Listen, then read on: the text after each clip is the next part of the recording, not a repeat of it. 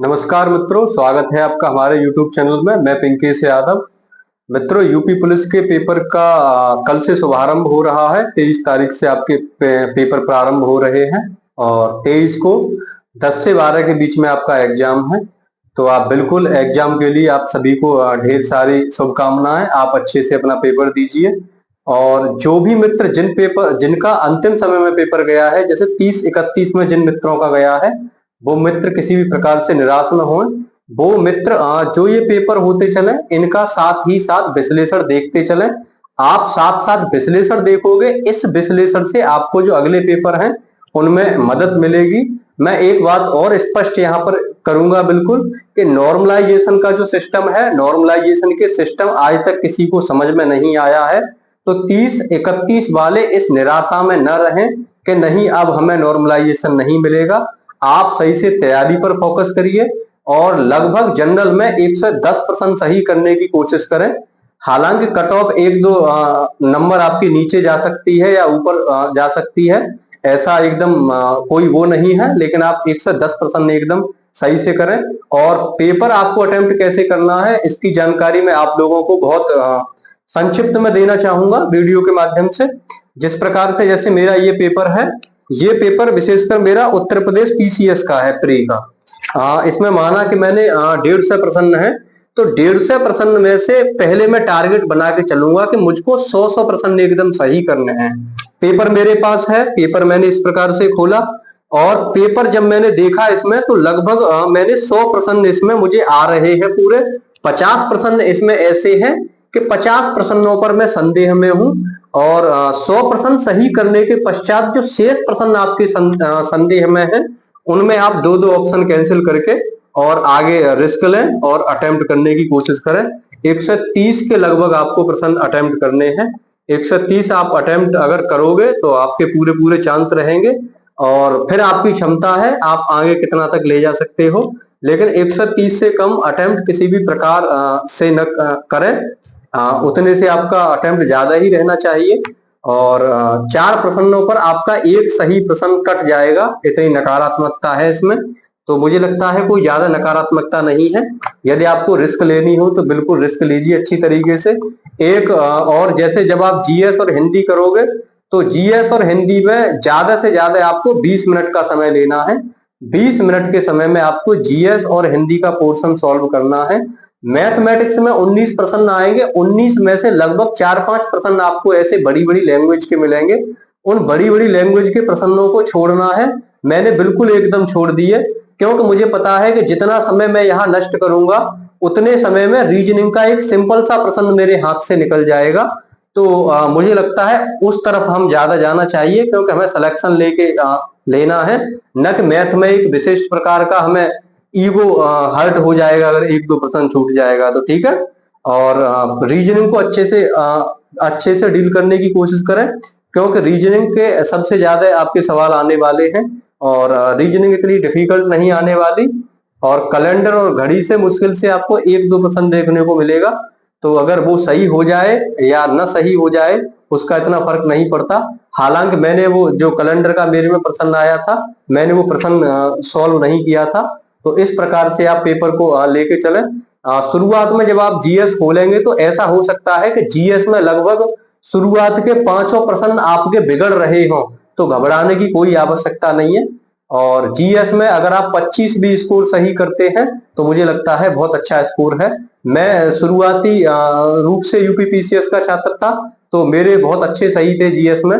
मेरे 4 ही प्रश्न केवल कटे थे जीएस में और जो 4 ही प्रश्न नहीं किए थे मैंने, 34 मेरे एकदम सही थे। तो लेकिन मेरे मैथमेटिक्स में इतने अच्छे नहीं थे। तो आप तो मुझे लगता है कि अब तो मैथमेटिक्स बहुत अच्छे से कराते हैं, ऑनलाइन भी लोगों ने किया है। तो आप बिल्कुल निश्चित रूप से पेपर देने जाइए। और जो व्यर्थ का तनाव होता है पेपर से पहले, या जो व्यर्थ की गप होती है, जैसे कि जब पेपर देने जाते हो तो कुछ लोग एक सेंटर के पास में खड़े होकर व्यर्थ की बातें करते हैं, उन चीजों से आप बचिए। सेंटर पर समय से पहुंचिए। यदि आपका सेंटर घर से 100 किलोमीटर दूर है तो मेरा मानना है कि एक दिन पहले पहुंच जाइए और शाम के समय पर वहीं विश्राम करिए। सुबह नाश्ता करने के पश्चात पेपर देने जाइए आप। और ये मुझे लगता है कि बहुत अच्छा तरीका रहेगा। मैं ऐसा ही करता हूँ। और कल पता नहीं है, अभी बारिश का मौसम है, अभी भी बारिश हो रही थी यहाँ अलीगढ़ में, तो वहां पर भी क्या पता आपके सेंटर के आसपास आप मार्ग में जा रहे हैं, बारिश होती हुई मिले, तो आपका पेपर बाधित न हो किसी भी प्रकार से, आप सही समय से निकलें। और जो रोडवेज बस है उत्तर प्रदेश में वो फ्री है, उसके लिए आपको अपना एडमिट कार्ड की एक फोटोकॉपी ले जानी पड़ेगी। और जो कंडक्टर साहब होते हैं वहां पर, वो आपसे या तो फोटोकॉपी ले लेंगे या फोटोकॉपी देख लेंगे वो, तो आप एक अतिरिक्त फोटोकॉपी करा के अवश्य लेके जाएं। आधार कार्ड, पैन कार्ड और 2 फोटो अवश्य लेके जाएं। जिन लोगों का आधार कार्ड ई-केवाईसी में नहीं है वहां पर, वो 2 घंटे पहले पहुंचे सेंटर पर। इस वजह से आप लोगों को 8 बजे बुलाया है सेंटर पर, 8 बजे आपका रिपोर्टिंग टाइम है, तो बिल्कुल आप अच्छे तरीके से अपने सेंटर पर पहुंचे। All the best. एक नौकरी आपके जीवन में बहुत बदलाव लेके आती है, और मुझे लगता है उत्तर प्रदेश पुलिस कांस्टेबल की नौकरी, जितनी भी ये नौकरी है जो इस लेवल की है सिविल की, उनमें मुझे सबसे बेहतर लगती है। और आपको पुलिस में काम करने का अवसर मिलेगा, और बिल्कुल आप एकदम निश्चिंत तरीके से पेपर दीजिए।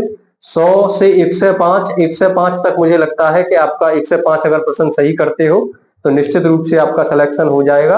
लेकिन आप टारगेट ज्यादा का लेके चलिए, क्योंकि इसमें से कई बैच बनेंगे। अब 60,244 वैकेंसी है, तो पूरी पूरी संभावना है कि आरटीसी सेंटर एकदम इतने खाली तो है नहीं, तो इसमें से कई बैच बनेंगे। तो जिन लोगों के नंबर अधिक होंगे वो लोग पहले बैच में आएंगे, और पहले बैच वाले थोड़े सीनियर बनते हैं। जैसे कि मेरा 21 बैच है, अगर कोई व्यक्ति जैसे 19 बैच का है मान लो, तो वो मुझसे सीनियर है, 20 बैच का है वो मुझसे सीनियर है। इस प्रकार से इसमें से बैच बनते हैं। तो आप बहुत अच्छे से अच्छा करने का प्रयास करें पेपर में। और पेपर 23 तारीख वालों का जैसे ही पेपर कंप्लीट होता है, उसके बाद वो अपना फिजिकल पर ध्यान दें, क्योंकि फिजिकल के लिए आपको ज्यादा समय मिलने वाला नहीं है। या कोई मेडिकल में आपको छोटी मोटी समस्या है, तो उस समस्या को रिड्यूस करने की कोशिश करें। तो यही मैं आप लोगों को सुझाव देना चाहूंगा। और मित्रों, 1 तारीख से हम स्मार्ट बोर्ड पर आपको टीच करना स्टार्ट करेंगे, तो आप हमारे चैनल को सब्सक्राइब करिए। मैं यूपीएससी एस्पिरेंट हूँ, पिछले 3 वर्ष से पुलिस सेवा में हूँ, और डबल एमए है मेरे पास, अब पीएचडी कर रहा हूँ मैं विभागीय अनुमति के द्वारा, और इंदिरा गांधी ओपन यूनिवर्सिटी से ये मेरा सब कुछ हो रहा है। तो आप बिल्कुल हमारे साथ जुड़िए, और विशेषकर जीएस के लिए आप हमारे साथ जुड़ सकते हैं। तो बहुत बहुत धन्यवाद आपको, और बेस्ट ऑफ लक। आप पेपर दीजिए। और जो अलीगढ़ के मित्र हैं, जो अलीगढ़ के मित्र इस वीडियो को देख रहे हैं, वो एक बार कमेंट में लिखें कि आप अलीगढ़ से हैं, तो मैं निश्चित रूप से, अगर मुझे समय मिलता है, तो आपका पेपर जब छूटेगा उस समय मैं आ सकता हूं, क्योंकि आपका पेपर जिस समय से स्टार्टिंग होगा उस समय मैं ड्यूटी में होऊंगा, ऑफिशियल ड्यूटी है मेरी। जब आपका पेपर छूटेगा उसके पश्चात मैं आपसे मुखातिब बोलूंगा। तो आप निश्चित रूप से, जो अलीगढ़ के मित्र हैं, वो कमेंट अवश्य करें। बहुत बहुत आभार आपको इस वीडियो को देखने के लिए, और बेस्ट ऑफ लक। धन्यवाद। एकदम अच्छे से पेपर दें, और 30-31 वाले किसी निराशा में न रहें। मैं आपको बता दूं कि मेरा पेपर भी, जब मैंने पेपर दिया था, तो मेरा पेपर भी अंतिम दिन अंतिम शिफ्ट में था, और एकदम सिलेक्शन हुआ। आप लोगों के सम्मुख हूं मैं। तो बहुत बहुत आभार आपको, और नमस्कार मेरी तरफ से।